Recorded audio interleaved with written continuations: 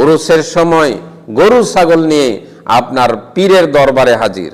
আপনি পীরের দরবারে গরু ছাগল নিয়ে সেখানে পীরের নামে জবে করছেন, সেখানে পীরের নামে জবে করে আপনারা সেখানে আয়োজন করে খাচ্ছেন, উরুস পালন করছেন। আসসালামু আলাইকুম ওয়া রাহমাতুল্লাহি ওয়া বারাকাতুহু। আলহামদুলিল্লাহি রাব্বিল আলামিন ওয়াসসালাতু ওয়াসসালামু আলা সাইয়্যিদিনা মুহাম্মদ ওয়া আলা আলিহি ওয়া আসহাবিহি আজমাইন। প্রশংসা আল্লাহ সুবহানাহু ওয়া তাআলার জন্য, শান্তি অবতীর্ণ হোক জনাবে মুহাম্মদুর রাসূলুল্লাহ সাল্লাল্লাহু আলাইহি ওয়াসাল্লামের প্রতি। পশু কুরবানি করা একটি বিশেষ ইবাদত, যা আল্লাহ সুবহানাহু ওয়া তাআলার নামেই পশু কুরবানি করা হয়ে থাকে। আল্লাহ সুবহানাহু ওয়া তাআলা ব্যতীত কোনো দেবদেবী, কোনো পীর আউলিয়া, কোনো মাজার, কোনো উরুসে যদি কেউ পশু কুরবানি করে তাহলে এটা হচ্ছে শিরক। আল্লাহ সুবহানাহু ওয়া তাআলা আদেশ করেছেন পবিত্র কোরআনুল কারীমের সূরা আনআমের 162 নম্বর থেকে 163 নম্বর আয়াতে বলা হয়েছে, কুল ইন্নাস সালাতি ওয়া নুসুকি ওয়া মাহইয়ায়া ওয়া মামাতি লিল্লাহি রাব্বিল আলামিন। কুল, আপনি বলুন, ইন্নাস সালাতি, নিশ্চয়ই আমার সালাত, ওয়া নুসুকি, আমার কুরবানি, ওয়া মাহইয়ায়া, আমার জীবন, ওয়া মামাতি, এবং আমার মরণ, লিল্লাহি রাব্বিল আলামিন, আমার জীবন আমার মরণ বিশ্বের প্রতিপালক আল্লাহ সুবহানাহু ওয়া তাআলার জন্যই। পবিত্র কোরআনুল কারীমের সূরাতুল কাউসারের 2 নম্বর আয়াতে আল্লাহ সুবহানাহু ওয়া তাআলা বলছেন, ফাসাল্লি লিরাব্বিকা ওয়ানহার, অতএব আপনি আপনার রবের উদ্দেশ্যে সালাত আদায় করুন এবং কুরবানি করুন। রাসূল সাল্লাল্লাহু আলাইহি ওয়াসাল্লাম সাহাবীদের উদ্দেশ্যে বলছেন, তোমরা কি জানো একজন ব্যক্তি একটি মাছি দান করে জাহান্নামে গিয়েছিল, আর একজন ব্যক্তি একটি মাছি দান না করার কারণে তিনি জান্নাতে গিয়েছিলেন।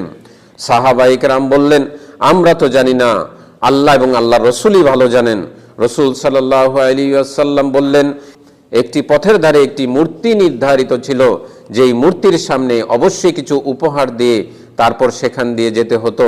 একজন ব্যক্তি সেখান দিয়ে যাচ্ছিলেন, তাকে থামিয়ে দেওয়া হলো, তাকে বলা হলো, আপনি কিছু এখানে দান করে তারপরে যেতে হবে। লোকটি বলল, আমার কাছে দেওয়ার মতো কিছুই নেই। তারা বলল, আপনি একটি মাছি হলেও এখানে দান করতে হবে, তারপরে এখান থেকে যেতে পারবেন।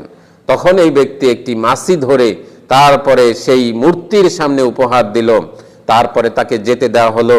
এই ব্যক্তি যখন মারা গেল তাকে জাহান্নামে দেওয়া হলো, কারণ সে একটি মাছি আল্লাহ সুবহানাহু ওয়া তাআলা ব্যতীত অন্য মূর্তির সামনে দান করলো। রাসূল সাল্লাল্লাহু আলাইহি ওয়াসাল্লাম বললেন, এরপরে আরো একজন ব্যক্তি সেখান দিয়ে যাচ্ছিল, তাকে থামিয়ে দেওয়া হলো, বলা হলো, তুমি এখানে কিছু উপহার দিয়ে তারপরে এখান থেকে যেতে হবে। ওই লোকটি বলল, আমার কাছে কিছুই নেই, আর আমি এই মূর্তির সামনে কিছুই দিতে পারবো না। তখন তারা বলল, একটি মাছি দান করো। তখন বলল যে, আমি একটি মাছি কেন, কোনো কিছুই এই মূর্তির সামনে, আল্লাহ ব্যতীত অন্য কিছুর সামনে আমি কিছুই দেব না। তখন লোকটিকে হত্যা করা হলো। এই লোকটি মৃত্যুর পরে সুবহানাল্লাহ সেই জান্নাতে গেল।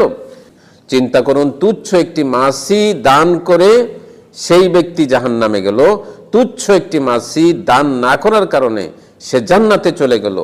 আর আপনি উরুসের সময় গরু ছাগল নিয়ে আপনার পীরের দরবারে হাজির।